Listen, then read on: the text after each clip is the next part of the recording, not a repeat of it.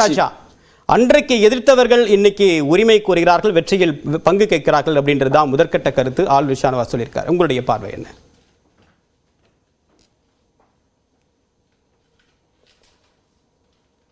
அன்றைக்கு நாங்கள் எதிர்க்கலையே, அன்றைக்கு நாங்கள் எதிர்க்கவில்லை. ஆளுநர் ஷானவாஸுக்கு அது தெரியுமோ தெரியாதோ எனக்கு தெரியவில்லை. இடஒதுக்கீட்டுக்கு அடிப்படை காரணமாக இருந்ததே புரட்சி தலைவர் எம்ஜிஆர் தான். 48% இடஒதுக்கீட்டை 68% உயர்த்தி 1% எஸ்டி பிரிவினருக்கு என்று 69% இடஒதுக்கீட்டை கொடுத்தவர் புரட்சி தலைவர் எம்ஜிஆர் அவர்கள்தான். அவருடைய சேமிப்பில் தான் அவர் அந்த 69% இடஒதுக்கீட்டை உறுதி செய்து அமல் நடத்தியதற்கு பிறகு அவர் சேமித்து வைத்த அந்த சேமிப்பில் இருந்துதான் கலைஞர் 2, 3, 3%, 3.5% என்று கொஞ்சம் கொஞ்சமாக கொடுத்தார். அவர் கொடுக்கிற போது ஷானவாஸ் சொல்கிற போது கூட அவர் கொடுக்கிற போது ஜாக்கிரதையாக கொடுத்தார் என்று அவர் சொன்னார். அவர் ஜாக்கிரதையாக கொடுத்தாரா அல்லது ஜாக்கிரதை இல்லாமல் கொடுத்தாரா என்பதல்ல, அவர் கொடுப்பதற்கான சேமிப்பை தந்தவர் புரட்சி தலைவர் எம்ஜிஆர். அதை நீங்கள் மறந்துவிடக்கூடாது. ஒன்று. இரண்டாவது, அம்மா அவர்கள் அதை எதிர்க்கவில்லை. அவர் தவறாக சொல்கிறார். பேப்பர் கட்டிங்ஸ் எல்லாம் இருக்கிறது, நான் காண்பிக்கிறேன் என்றெல்லாம் சொல்கிறார். எதிர்க்கவில்லை.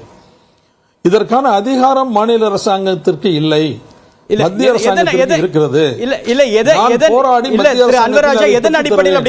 காமராஜர் ஆட்சி காலத்திலையும் கருணாநிதி ஆட்சி காலத்தில், அதுக்கு பிறகு எவால்வ் ஆனது எம்ஜிஆர் ஆட்சி காலத்தில். இடபிள்யூஎஸ் கொண்டு வந்தது எம்ஜிஆர் ஆட்சி காலத்தில் கொண்டு வந்தார். அதுக்கு பின்னாடி தேர்தல் பின்னடைவின் காரணமாக அது வாபஸ் பெற்றார் அவர்.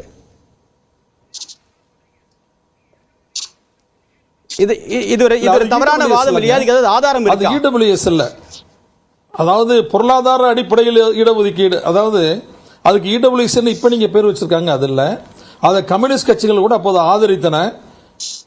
2 கம்யூனிஸ்ட் கட்சிகளும் அவருடைய ஆதரித்தன. ஆனால் தேர்தல் தோல்விக்கு பிறகு புரட்சி தலைவர் எம்ஜிஆர் அவர்கள் அது குறித்து ஆய்வு செய்து அவர் தன்னை திருத்திக் கொண்டு இது தமிழ்நாட்டுக்கு ஒத்து வராது என்று நம்முடைய வீரமணி போன்ற தலைவர்கள் எல்லாம் புரட்சி தலைவர் எம்ஜிஆர் அவர்களை பார்த்து பேசியதற்கு பிறகு அதற்கு பிறகு தன்னை மாற்றிக்கொண்டு அவர் என்ன செய்தார் என்றால் ஒரு மிகப்பெரிய அதிசயத்தை செய்தார்.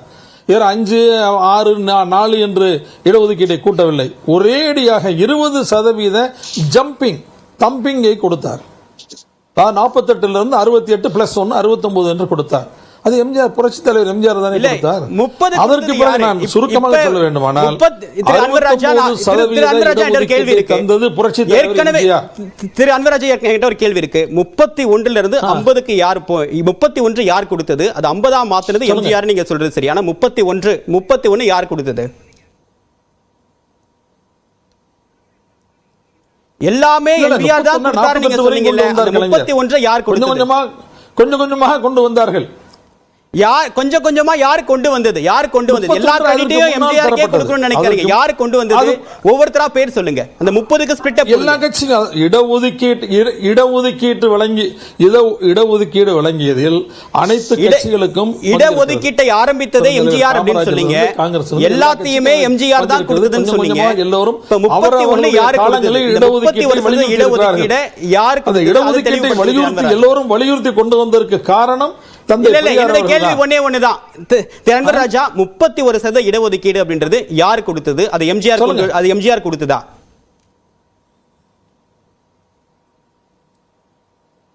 இல்ல, 31% இடஒதுக்கீடு எம்ஜிஆர் கொடுத்ததுன்னு நான் சொல்லலையே.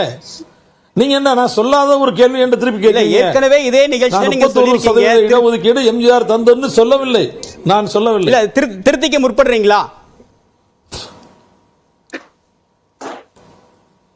இல்ல, அது இல்ல. நான் சொல்றது இடஒதுக்கீடு கொள்கை என்பது திராவிட இயக்கத்தினுடைய கொள்கை. எம்ஜிஆரை உள்ளடக்கிய திமுகவில் எம்ஜிஆர் அவர்களை உள்ளடக்கிய புரட்சி தலைவர் எம்ஜிஆர் அவர்களை உள்ளடக்கிய முதலமைச்சராக இருந்தது யார்? தலைவராக இருந்த கலைஞர் அன்னைக்கு முதலமைச்சராக இருந்தது யாரு? கொஞ்சம் கொஞ்சம் காமராஜர் கொடுத்த இடஒதுக்கீட்டை யார் கணக்குல வைப்பீங்க? உயர்த்தி வழங்க. திரு அன்வராஜா, அன்னைக்கு எம்ஜிஆரை உள்ளடக்கிய திமுகன்னு சொல்றீங்க. அன்னைக்கு முதலமைச்சராக இருந்தது யார்? காமராஜர் கொடுத்த இடஒதுக்கீட்டை யார் கணக்குல வைப்பீங்க? காமராஜர் கணக்குல தான் வைக்கணும். அது எல்லாமே எம்ஜிஆர் கணக்கு இருக்குல்ல.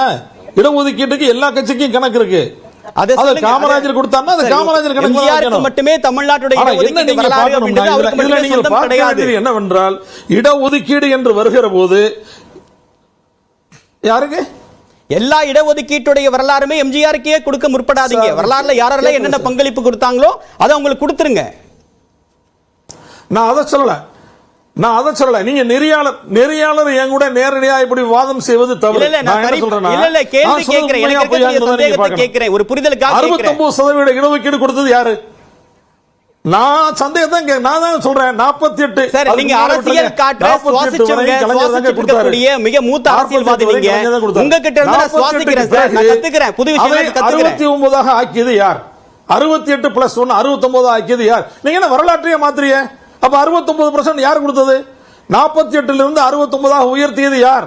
ஒரே கேள்வி. வரலாற்றை மாத்தல, ஒரு புரிதலுக்காக கேட்கிறேன். 69 உயர்த்தியது புரட்சி தலைவர் எம்ஜிஆர். அவர்தான் 69% இடஒதுக்கீடு கொடுத்தார். அதற்கு ஆபத்து வந்தபோது நம்ம அருந்ததி இடஒதுக்கீட்டுக்கு வந்துருவோம். புரட்சி தலைவர் அம்மா. சரி, இது அன்வராஜன் இந்த டாபிக் வந்தல. அன்வராஜன் இந்த டாபிக் வந்தல. அருந்ததி இடஒதுக்கீடு சம்பந்தமாக சொல்லுங்க.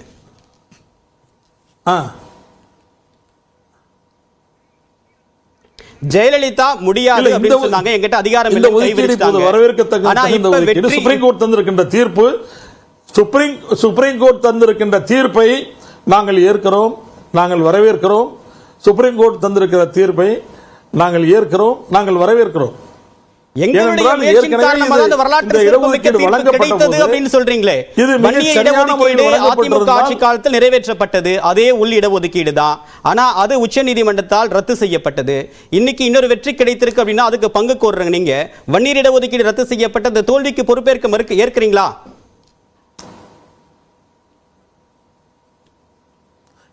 இல்ல நான் சொல்றேன் இன்னொன்னு நீங்க கேளுங்க. உச்சநீதிமன்றத்தில் இந்த ஒரு இடஒதுக்கீடுக்கு தான், உள்ளொதுக்கீடு தான் தீர்ப்பு வந்திருக்கிறதே தவிர பல மாநிலங்களில் இன்னும் உள்ஒதுக்கீடு தந்த பல